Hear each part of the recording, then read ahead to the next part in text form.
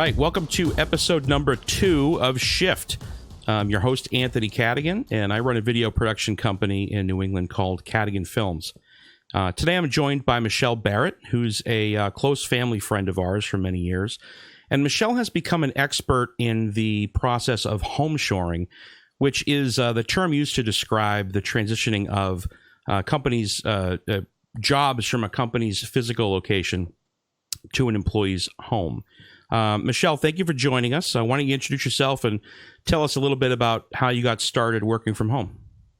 Thank you, Anthony. It's been a pleasure to be here. Thanks for having me. I've been self-employed most of my adult life, and back when my late husband and I lived in Maine, I was aspiring to be a real estate agent. And that was back in 2008, and fortunately or unfortunately, the real estate market tanked back then. So I spent a lot of time doing a lot of research, looking into a lot of work from home. It was tough back then because there were a lot of scams, not as many opportunities. But by doing due diligence, I did find some viable companies. I applied to 3 of them and actually got hired by all 3 of them. And that's how I started. And we basically lived off of that income for about 2 years. Awesome. So I think, right now there's a lot of people that are out of necessity transitioning into working from home. So what are there's pros and cons to that, of course, but what are some of the benefits that you found working from home? Well, some of the benefits are, for instance, you can make your own hours. You can decrease or increase as needed. It gives you flexibility to still have a family life, and especially now where a lot of people are home, not by choice, they can kind of work this around their family, like the kiddos and what they're doing. Other benefits are you can still advance within the companies. And of course, experience would be added to a resume. So whatever you do working from home can be used for future reference, whether you want to advance within a work from home company or to take that to a brick and mortar. So there's a lot of good, solid expertise that you can gain working from home, and you can bring expertise to the table and then use it to your benefit. So I know there's kind of a stigma in some cases to working from home. I mean, what do you think are some of the reasons that people don't pursue these types of jobs, and what would you say to them? Well, I think for some people, they don't like change. Fear of the unknown, lack of experience, discipline. It's a totally new world. If you're used to getting up in the morning, getting in the car, getting dressed, getting in the car and heading off for that commute, this is entirely different. My commute is walking down, a 20-foot hallway into my office. So that's different than driving 20 minutes or 20 miles. A lot of times people don't understand the pay structure and the benefits, thinking that it's just going to do customer service or sales. Or I think the biggest thing that people think of at work from home are those TV ads, where they sell you things on TV and, pick up your phone and call right now, 1-800. But that's not it. It might have started like that years ago, but there's a lot of good, solid positions in working from home. Excellent. I mean, so obviously I'm self-employed. So asking from kind of that perspective, I think there's people that are self-employed that are looking for maybe a part-time or, some kind of opportunity to sort of augment their income on a part-time basis. Are there viable options for people in that regard? Oh, absolutely. And again, that's kind of how I started. I was doing real estate, taking up space in the office, and Bill was doing farmers markets and such. So most of your contract worker 1099 positions are part-time. They can be anywhere from 10 to 20 hours a week, or you can actually do it full-time. But absolutely, if someone was doing this to augment an income, the best way to do it. Beautiful, beautiful. Because I think, again, that's sort of the situation that I think that some people find themselves in right now, which is, small business owners, things are slowing down a little bit. They might be looking for a way to sort of, build up a little bit of additional income on the side.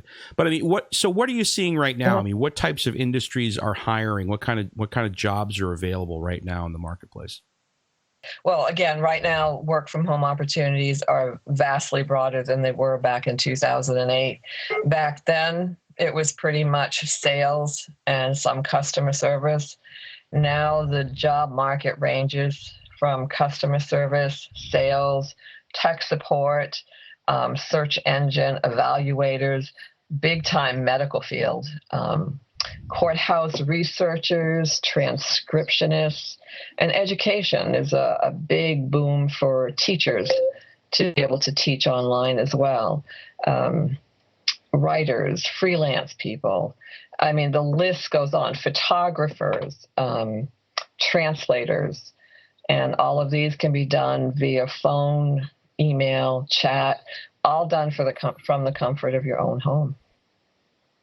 I love it. I love it. Yeah, there's been a few times where I've needed things like transcription services and things like that. So I definitely, I've definitely had some experience on the other end of that, looking for, people to help me out with various things. Can you, you're kind of brushed up against this. So can you talk a little bit about the difference between a 1099 employee and a W-2 employee in terms of like working from home? Like, how does that parse out in terms of the opportunities that are available? First of all, 1099 is an independent contractor.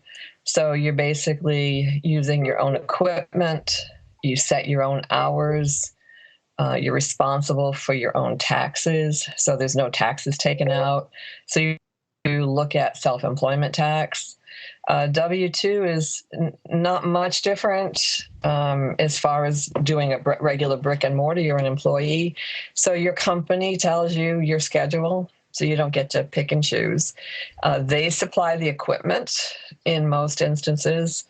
They take taxes out of your check, so you don't have to worry about Uncle Sam.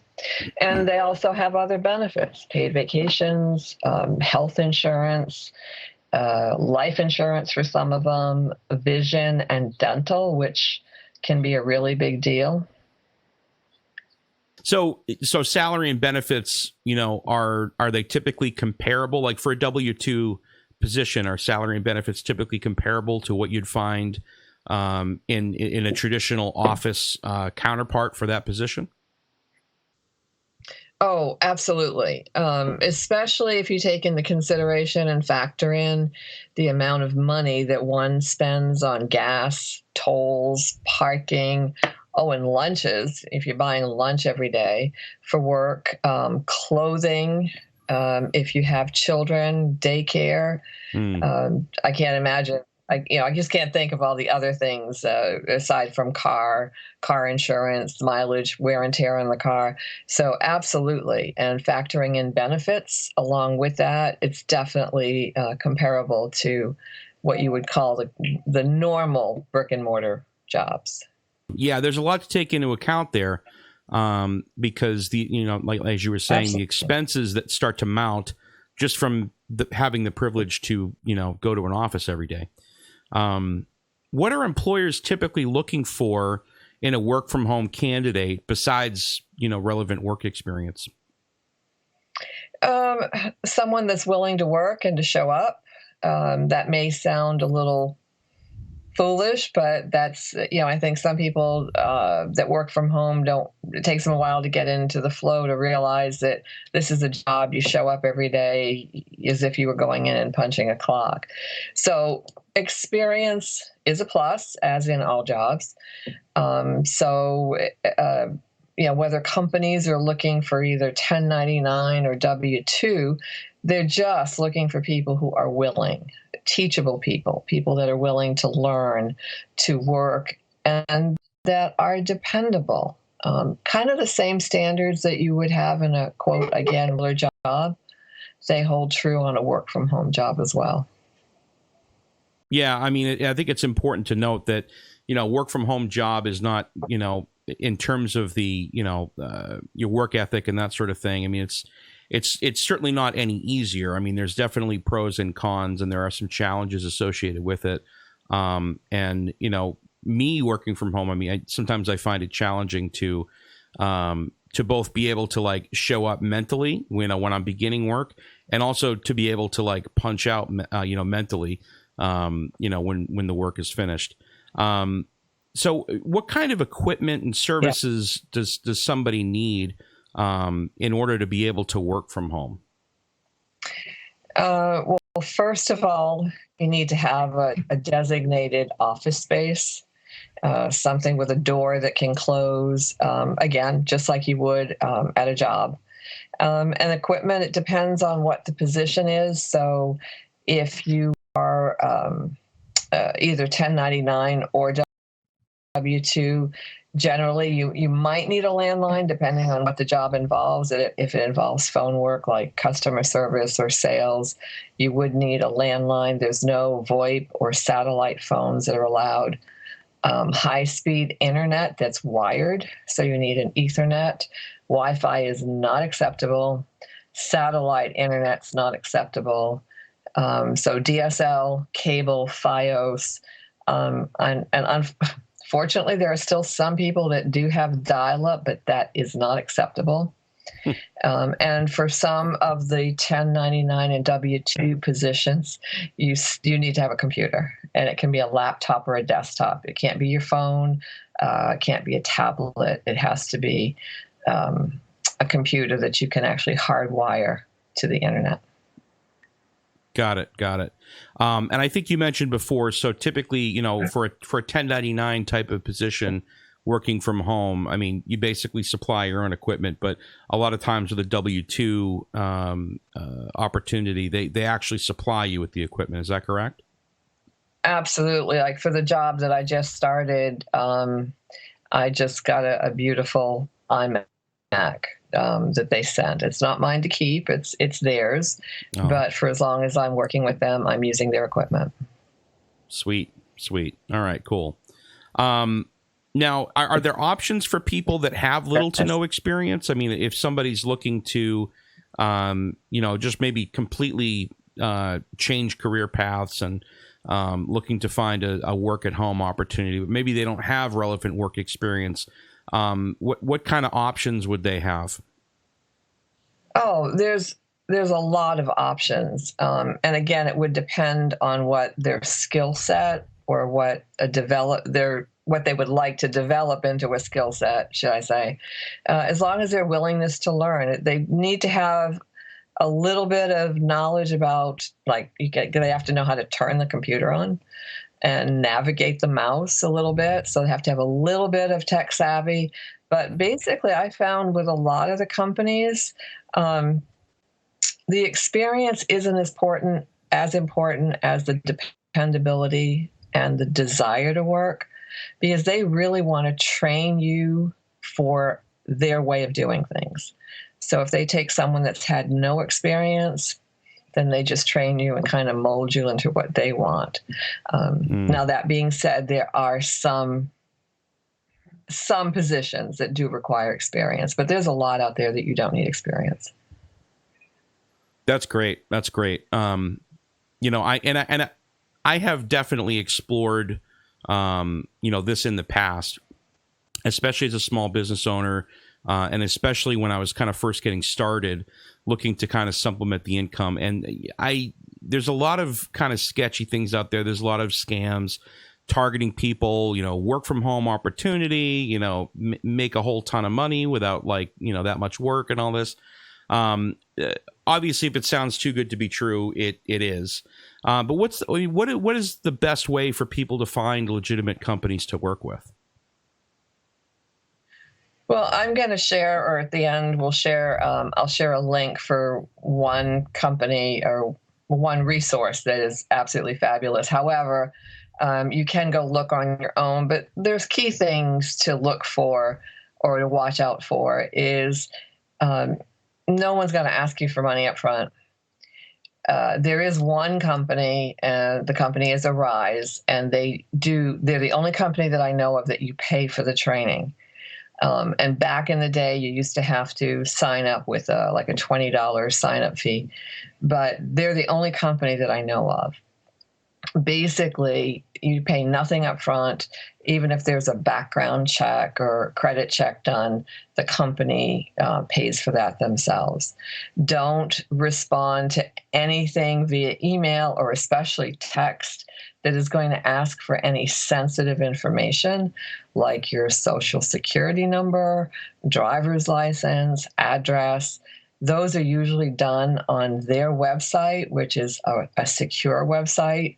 And how you can know that is you look up at the URL and it should have HTTPS, and that S indicates that it's a secure site. So there, if you're filling out your information, that's safe to do that. But stay away from any place that's going to require you to send information via text or email unless you already have established a relationship with them in the application process. Right. Okay, thank you. That's helpful.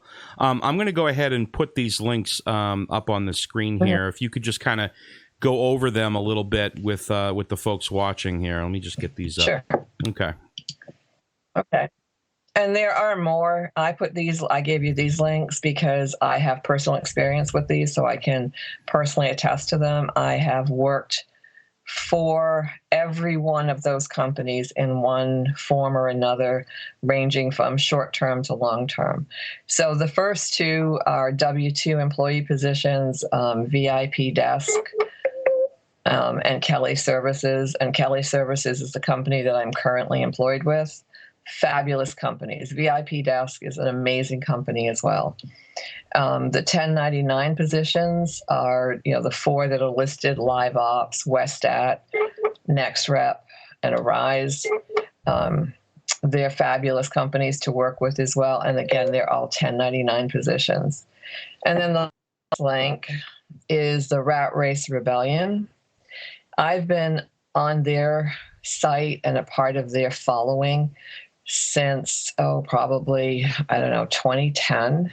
Like when they first started, and they are the ones that filter all the scams. So when you go to their website, you can be assured that everything that they have listed has been vetted. There isn't a scam on there. The only slight exception, and they have a disclaimer to that, is they do take ads. So they can't go through and necessarily vet all of the ads, but you don't need to answer any of the ads. They have an extensive list. In fact, at the top of their page, you click on the link that says Big List, and it has all the jobs and gigs that they've gone through, and it's all types. I mean, going from data entry to teaching and nursing, it will list it all alphabetically by the company, and it tells you the category, the type of job that they're looking for. It's a fabulous website. I highly recommend it. And they're on Facebook as well. Awesome. Thank you for sharing that.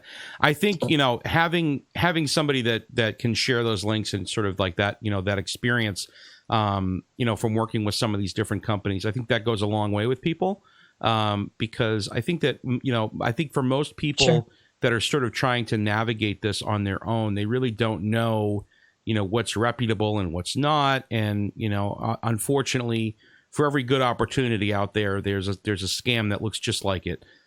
So I really appreciate that insight. Absolutely. So thank you. I mean, that kind of goes through, some of the things that I wanted to talk about. So I really appreciate you coming on and spending the time with us. I think you shared a lot of really helpful information. Well, thank you for having me, Anthony. It was a pleasure. And just as a little side note, I do have 2 other links that we could probably drop in the comments for people to take a look at on how working at home will save you money. So we can put that in the comment later. And it was a pleasure being on here with you. Thank you so much. Awesome. Thanks. And thank you for joining us. And we'll get those links right up on the replay, so you can kind of go in and explore some of that stuff. We want to thank you for watching tonight. We'll see you right here next time on Shift.